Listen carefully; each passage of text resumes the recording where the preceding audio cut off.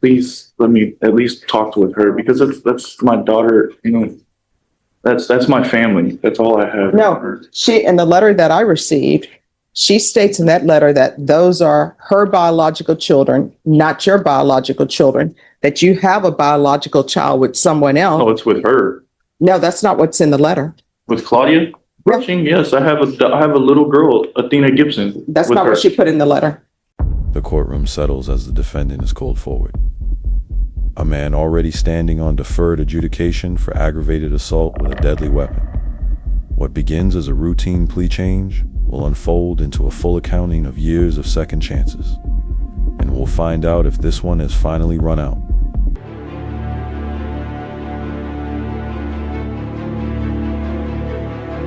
All right, Austin Gibson. All right, I need a file stamp for an MTR, please. So the last time we were here, on September 29th, he pled not true to violations 1 and 1.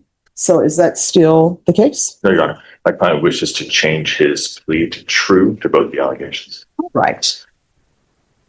So we're going to go on the record. The court is calling 2019 CR 8096 State versus Austin Zachary Mark Gibson. Can I have parties announced for the record for the state? Lauren Espinoza.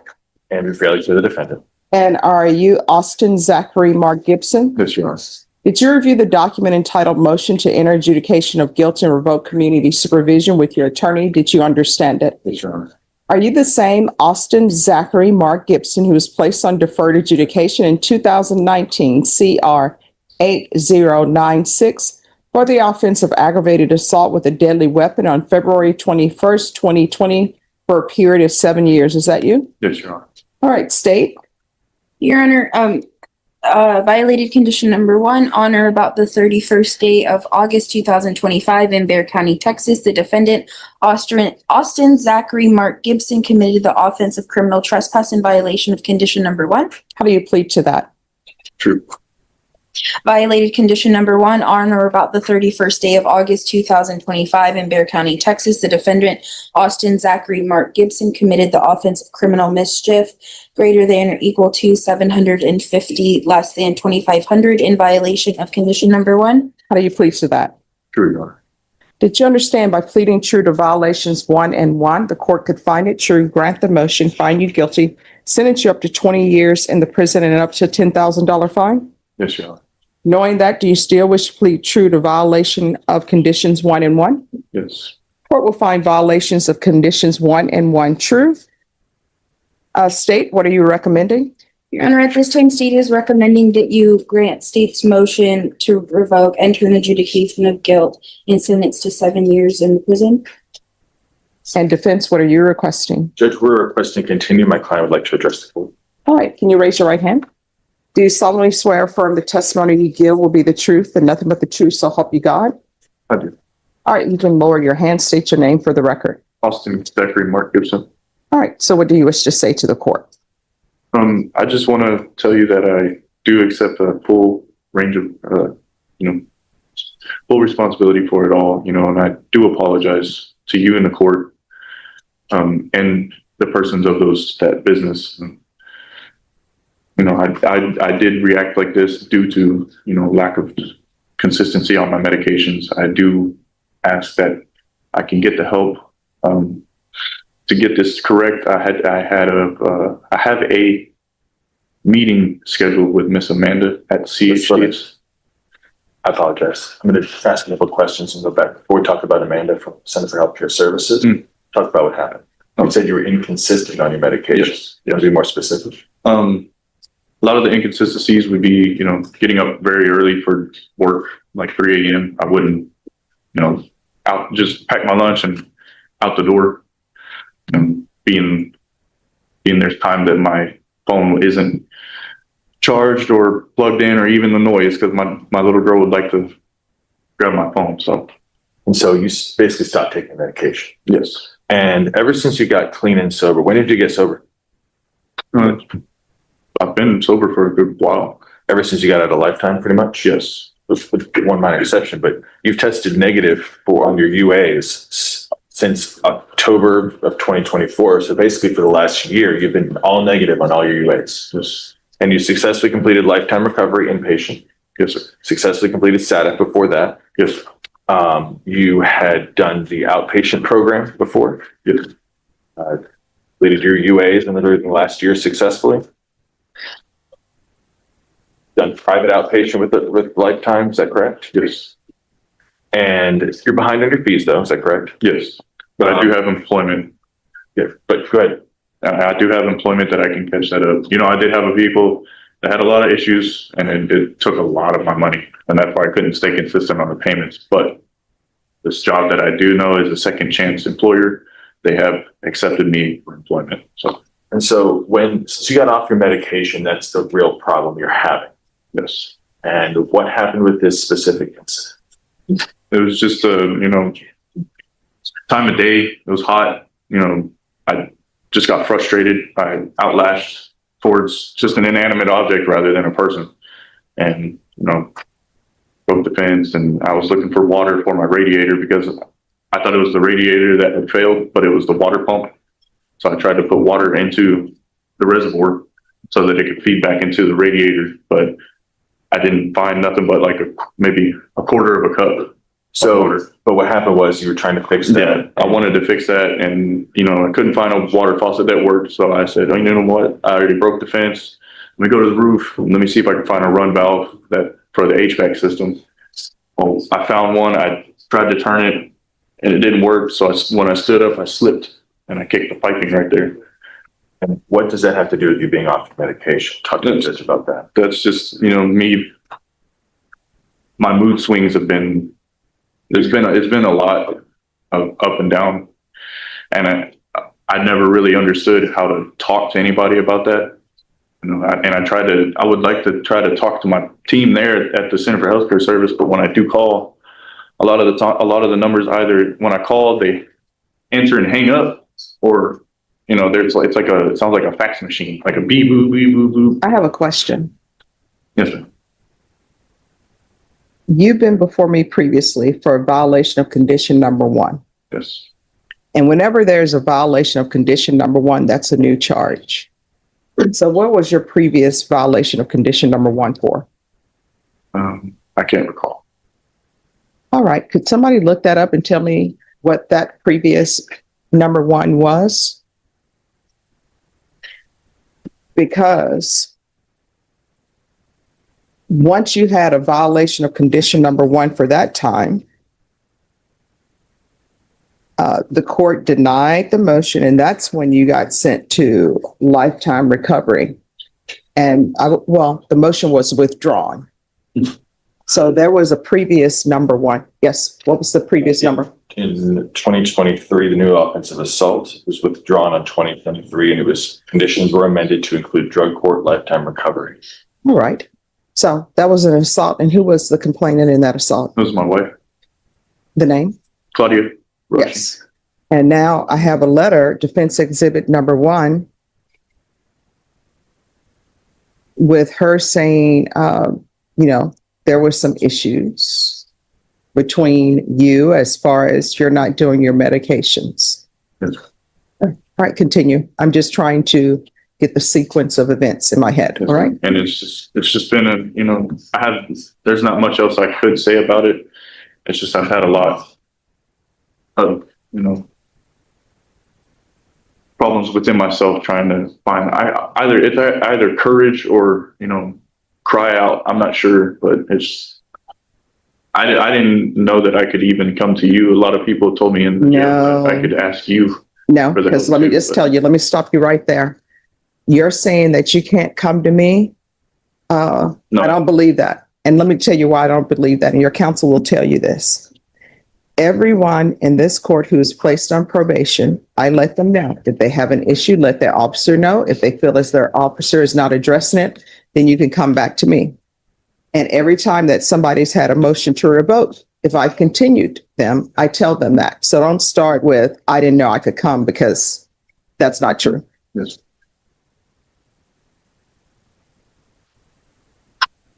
Yes. And my plan is to get with Miss Andrea at Center for Healthcare Service you know, and explain to her my, you know, issues that I've had personally, and see who she could get in touch with, like with the care team over there that I can follow through with.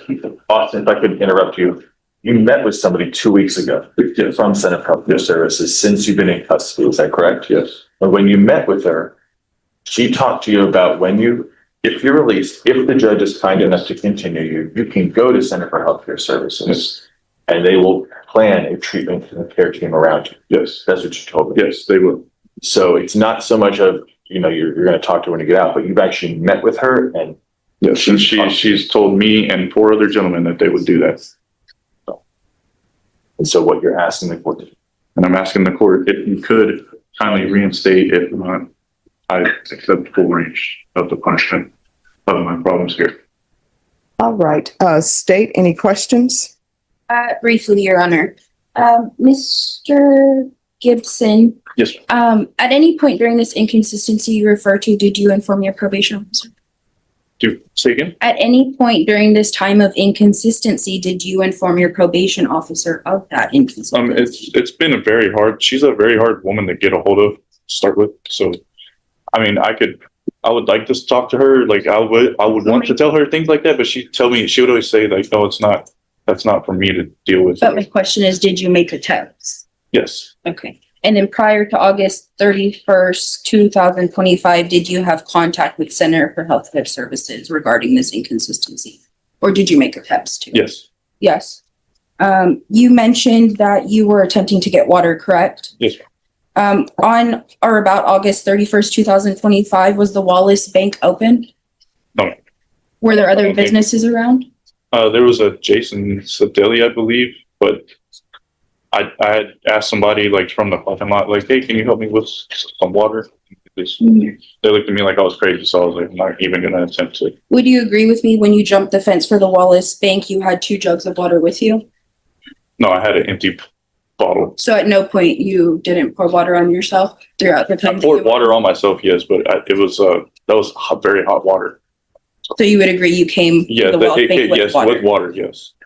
But I needed more water. Mr. Gibson, would you agree with me the best way for someone to learn a lesson about consequences for them to take full responsibility for their actions? Yes. No further questions. Nothing further.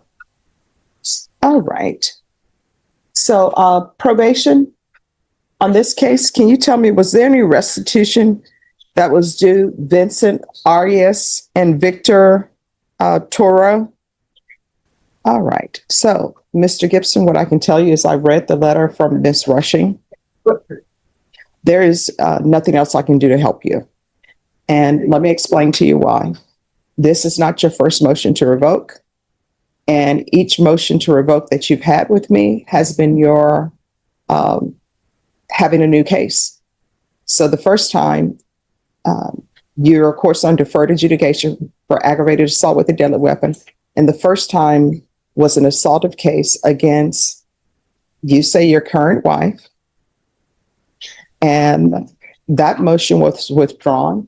I'm assuming it was withdrawn because maybe she didn't want to come forward, or maybe there wasn't enough evidence. I'm not saying either way. I'm just saying that with regards to that issue was addressed by withdrawing the motion.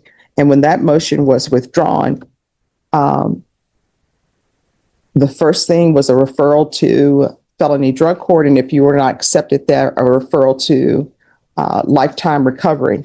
And before that, you were sent to SATF. So there is, and then, well, actually, you've had more than one motion to revoke. So you had a motion to revoke in 2020. That was a violation of condition number 1. The court found that true after your plea of true. You were denied an alternate amended with a TAP evaluation follow recommendation. Then on November 2020, you're like, hey, I'm ready for treatment. Let me do it. And I said, okay.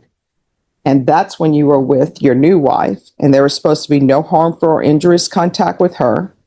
And then after that happened, then there was a motion to revoke that was withdrawn, and they alternately amended conditions to include no contact with Claudia Rushing. And here we are with another number one. And based upon the state's cross-examination and your answers, this wasn't about your seeking water. You had 2 jugs of water, and you actually poured water on yourself instead of pouring it in your vehicle. So, as previously stated, the court is finding 1 and 1 true. The court is going to find you guilty. The court will revoke you. There's an affirmative finding of deadly weapon. There's to be no residing in any household with minors. Why is that? There is to be no unsupervised contact with minors.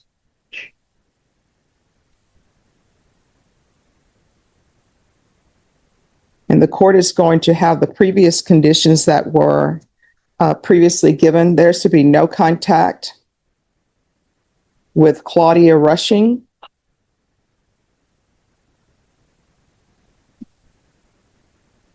Vincent Arias.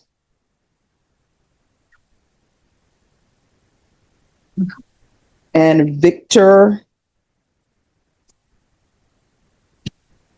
Toro. I think it's Tovar, Tovar. You're wrong. And the court is going to sentence you to 10 years in the prison. The court will give you credit for any time served. Credit for any time served for successful completion. Thank you. All right, if you'll let the clerks know. Successful completion of inpatient treatment. Court will recommend therapeutic community. Therapeutic community doesn't increase the time that you're in custody. It's just to provide you with help with your sobriety. Going to show you what's entitled Trial Court Certification of Defendant's Rights to Appeal. Did you review that with your attorney? Did you understand it and sign it? All right, you do have a limited right to appeal. That right to appeal is as it relates to the allegations in the motion, not the fact that you are in deferred adjudication. Quick question. Sure. That my wife is all I have out there, and I understand that, you know, what I did was wrong, but she's the only person I have. So here's the thing. I understand what you're telling me, but what I'm telling you is based upon the allegations of your previous assault against her. You all agreed that the motion would be withdrawn, and this is from 2023, I believe. You agreed that it would be withdrawn and that there'd be no contact with her. So the court is following the previous condition. Please let me at least talk with her, because that's my daughter. You know, that's my family. That's all I have. No, she, in the letter that I received, she states in that letter that those are her biological children, not your biological children, that you have a biological child with someone else. Oh, it's with her. No, that's not what's in the letter. With Claudia Rushing? Yes, I have a little girl, Athena Gibson. That's with not her. what she put in the letter.